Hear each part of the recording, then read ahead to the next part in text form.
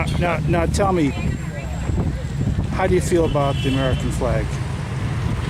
Well, how do I feel about it? I wrote a little story a while back. I have a very personal connection with our founding fathers' piece of paper, as that New York representative several times said, piece of paper. Well, the Constitution is not a piece of paper, it's written in stone. And the story I gave was 1943 in the fall. I was 10 years old. My neighbor and my sister's brother-in-law finished his training, combat training. He lived down the street from me in Rock Falls, the town of Middlefield. And he was getting ready to ship out. And he said, amongst some tears, "I'm not coming back. I'm going to England. We're going to be involved in the invasion. I'm not coming back." And as the invasion got underway, he's in a barge heading for shore with the guns embedded in that cliff in front of them, up above them, that were just like a wall of lead. And these guys, when that ramp dropped into the water off that barge, they charged forward. They weren't thinking about going back to their boats. They were just falling left and right. And Tony, the man I'm talking about here particularly, he was cut down right then and there, along with most of the guys on his barge. And they proceeded forward. A few of them made it to the beach. But the water in the channel was red, where it ebbed against the sand, red with the blood of the American soldiers that fell there that moment. I won't say that day, that moment.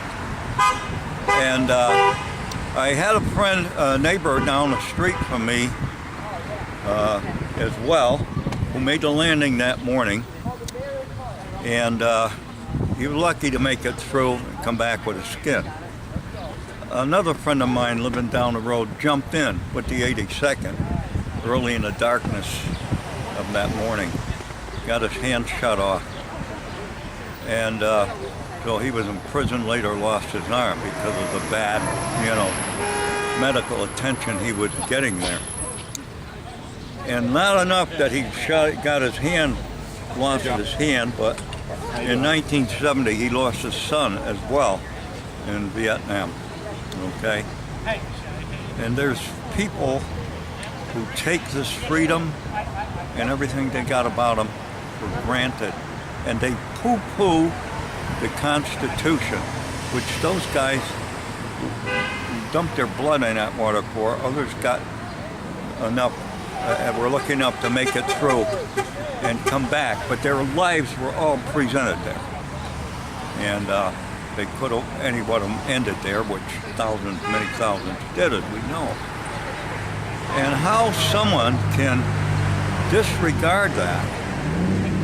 And I wrote in a story in the paper of our local paper, Memorial Day was coming up, this was 2 weeks ago, and I said, so think about it.